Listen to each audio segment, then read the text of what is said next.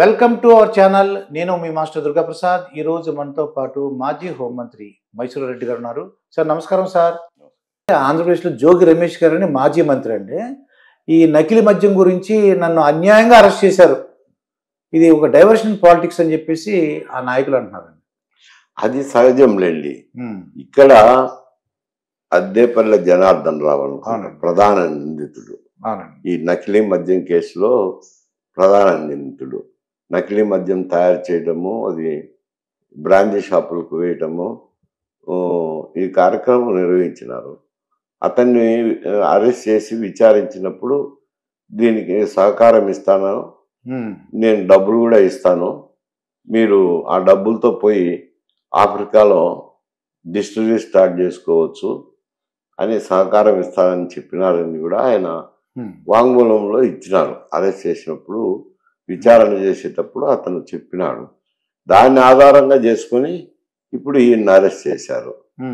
ఈ నకిలీ మద్యం కేసులో సహాయ సహకారాలు ఇవ్వటం అయితేనేమి, దానివల్ల లబ్ధి చెందడం అయితేనేమి జరిగిందని దాని మీద విచారణ చేశారు. అరెస్ట్ చేసినారు, విచారణ చేస్తున్నారు. అయితే ఆయన ఇప్పుడు పోలీసులు వాళ్ళ ఇంటికి వెళ్ళారు, జోగి రమేష్ గారి ఇంటికి వెళ్ళినప్పుడు పోలీసులతో అసలు ఏంటి, వాళ్ళతో కోఆపరేట్ చేయాలా లేదంటే తలుపులు వేసేసుకుని నేను రాను బయటికి అంటే వీళ్ళు బద్దలు కట్టుకుని లోపలికి వెళ్ళారండి. అంటే ఇది ఎలా చూద్దాం అంటారు? ఆయన ఒక మాజీ మంత్రి కదా. ఆయన మాజీ మంత్రి. పోలీసులు వచ్చినప్పుడు ఆయన కూడా హుందాగా అది ప్రవర్తించాలా, ఏమి ఎందుకు అరెస్ట్ చేస్తున్నారు ఏమీ అడగటంలో తప్పు లేదు. వాళ్ళు వారెంట్ తీసుకొని పోయినారు కదా, వారెంట్ తీసుకొని పోయి వారెంట్ సర్వ్ చేసిన తర్వాతనే అరెస్ట్ చేసినారు. ఆయన తలుపులు వేసుకొని కూర్చున్నప్పుడు వాళ్ళకు విధాయకం ఏముంది, అందుకని తలుపులు కొట్టాల్సిన అవసరం ఏర్పడింది. మళ్ళీ తలుపులు తీసుకొని వచ్చినాడు. వచ్చినాక వారెంట్ ఇష్యూ చేసినారు, సంతకం తీసుకున్నారు, అరెస్ట్ చేసినారు, విచారణ చేస్తున్నారు. చేసి ఇంకా ప్రొడ్యూస్ చేస్తారు మేజిస్ట్రేట్ కదా. దాని ఏమీ లేదని అనలేను కదా అంట. ఏదో అతనైతే ప్రధాన నిందితుడు అద్దేపల్లి జనార్దన్ రావు స్టేట్మెంట్ అయితే ఇచ్చినాడు కదా, ఆయన సహాయ సహకారాలతోనే మద్యం నకిలీ మద్యం నడిపినాము అని చెప్పి. అంటే జోగి రమేష్ గారు అబ్బాయి అంటాడు, మా నాన్నగారికి లై డిటెక్టర్ పెట్టండి, మా నాన్నగారు నీతి నిజాయితీ పరుడు అని చెప్తున్నాడు. అది వాళ్ళ కుటుంబ సభ్యులు చెప్పుకోవచ్చు, నిజాయితీపరుడు నీతిపరుడు అని చెప్పుకోవచ్చు. బట్ ఇక్కడ ప్రధాన నిందితుడు స్టేట్మెంట్ ఇచ్చినాడు కదా అంట.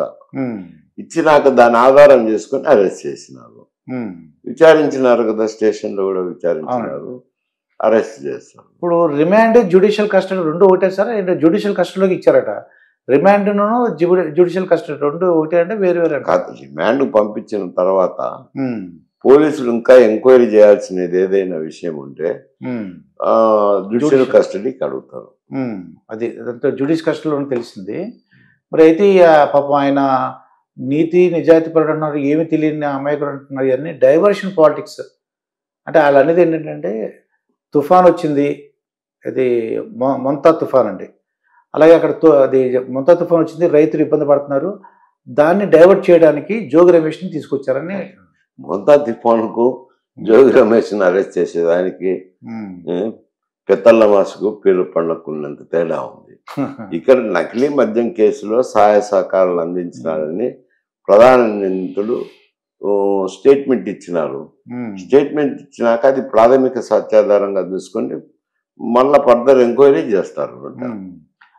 అందులో అక్కడ పత్రాలను, సెల్ ఫోన్లను వాటన్నిటిని తీసుకున్నారు కదా, అవి విశ్లేషణ చేయాలి కదా. అదొకటి మాకు కొద్ది సామాన్యులకి ఏంటంటే డౌట్, మాకు ఆదివారం సెలవుల్లో మాత్రం అరెస్ట్ చేస్తుంటారండి. ఇంకోటి ఉదయం పూట వెళ్తుంటారు తెల్లవారుజామున. అలాగే ఏంటి సార్ కారణం? సెలవులప్పుడు ఒకటి సెలవులు ఆదివారం కానీ లేకపోతే ఇతను సెలవు రోజున వెళ్తుంటారు అరెస్ట్ చేయడానికి.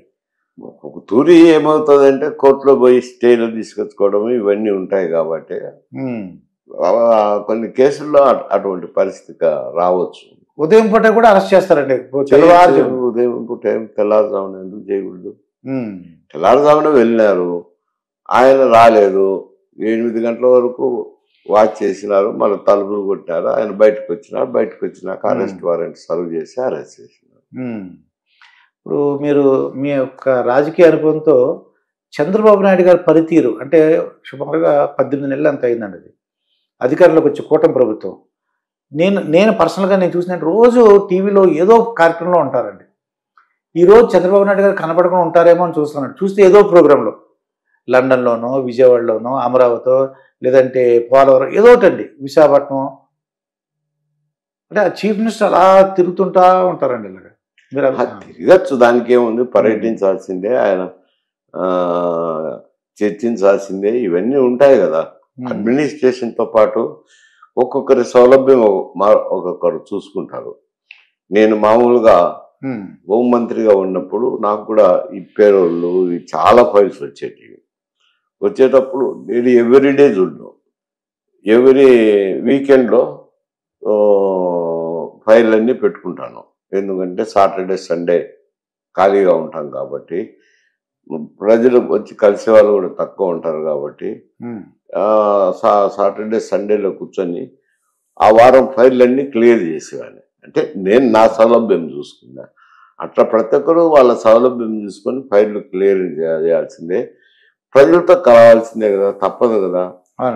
ప్రజలతో కలవడం తప్పని ఎవరు అనలేం, కానీ ప్రజలతో కలవాల్సిందే, అడ్మినిస్ట్రేట్ చేయాల్సిందే.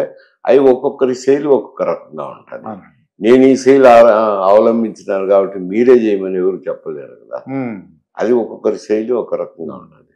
అంటే ఏం లేదండి, చంద్రబాబు నాయుడు గారు ఇలాగా రాత్రులు పగలనక అలాగా కలెక్టర్ కాన్ఫరెన్స్ అని, లేదంటే ఏదో కార్యకర్తలను లేదంటే ప్రజలతో కలుస్తూ ఉంటారు. జగన్మోహన్ రెడ్డి గారు మీరు అన్నట్టు ఆయనదో శైలి, ఈవినింగ్ 6 కల్లా ఆఫీస్ క్లోజ్ చేసినట్టు, 6కి అయితే ఇంకా ఆఫీస్ క్లోజ్ చేసేవారని అనేవారండి కొంతమంది. అదొక స్టైల్ మీరు చెప్పినట్టు. ఈవినింగ్ 6 కల్లా ఇంకా వర్క్లే ఉండకూడదండి. అట్లని కాదు, రాజకీయ నాయకుడు అన్నాక 24 అవర్స్ డ్యూటీనే కిందకే లెక్క వస్తుంది. ఈ అధికారులు అయితే మేము 10 గంటలకు ఆఫీసు పోతాం, 5 గంటలకు ముగించుకుంటాం అనే దానికి వాళ్ళకుంది ఆ సౌలభ్యం. ఈ రాజకీయ నాయకునికి ఆ సౌలభ్యం ఉండదు. ఈ ప్రజలు ఎప్పుడు వచ్చినా పలకరించాల్సిందే, ఏ సమస్య వచ్చినా కానీ దాన్ని చూడాల్సిందే వస్తుంది. అందువల్ల వాళ్ళకు సమయం అనేది లేదు. ఆ విధంగా చూస్తే ఆయన కొంచెము ఓటమికి కారణం కూడా, జగన్మోహన్ రెడ్డి గారు ఓటమికి కారణం కూడా ఆయన 10 గంటలకు రావడము, 5 గంటలకు ముగించడము, ఈ కార్యక్రమంతోనే ప్రజలను కలిసే అవకాశం లేకుండా పోయింది. ప్రజలను కలుస్తుంటే అంత చెడ్డ పేరు వచ్చిండదు. అతను చెప్పిన నవరత్నాల అవి అయితే ఇంప్లిమెంట్ చేసినాడు. అప్పటికి బాగా రాష్ట్రం ఆదాయ వనరులు ఉన్నాయి కాబట్టి ఇబ్బందులు లేకుండా చేసినారు. దాంతోపాటు ఒక 11 లక్షల కోట్ల రూపాయల అప్పులు కూడా చేసినారు. ఈ కార్యక్రమాలు ఇంప్లిమెంట్ చేశారు. ఇప్పుడు చంద్రబాబు నాయుడు వచ్చేసరికి ఆ అప్పులు తీర్చాలంటేనే సంవత్సరానికి 55,000 కోట్లు వడ్డీలు కంతులు అవుతున్నాయి. మళ్ళా జీతభత్యాలు పోతే ఇప్పుడు అభివృద్ధికి కానీ సంక్షేమ కార్యక్రమాలకు కానీ డబ్బు మిగిలి లేదు. ఉన్నప్పుడు ఆయన ఖర్చు చేసి కూర్చున్నాడు. ఇప్పుడు ఈయన వచ్చేసరికి ఆ డబ్బులు లేవు. ఈయన ఇబ్బందులు పడుతున్నారు. కొంచెం ఇబ్బందులు పడతా ఏదో లాక్కొస్తున్నాడు. అది నీవు పరిపాలన చూడాల్సిందే, ప్రజలను కలవాల్సిందే రాజకీయ నాయకుడు. అది సమయం అనేది దానికి ప్రత్యేకించి ఒక సమయం అనేది లేదు. ఎప్పుడు వచ్చినా చేయాల్సిందే కదా, తప్పదు. అది రాజకీయ నాయకుడు. మీకు అనిపిస్తుంటుంది ఉద్యోగస్తులకైతే ఆ సమయ పాలన. చంద్రబాబు నాయుడు గారు చూసినప్పుడు ఆ వర్క్ అంతా ఏంటి ఇంత కష్టపడుతున్నాడు అని ఆయన అనిపిస్తాను మీకు ఎప్పుడన్నా? అంటే ఆయన కొంచెం మిగతా ముఖ్యమంత్రుల కంటే కాదు, ఆయన కొద్ది వర్కే పొద్దున రెడీ వచ్చినారంటే 8-9 గంటలకల్లా వచ్చే, రాత్రి 9 గంటలు కానీ 10 గంటలు కానీ పనులు అయిపోయినంత వరకు ఉంటారులేండి. అది ఆయనకు అలవాటు ఉంది.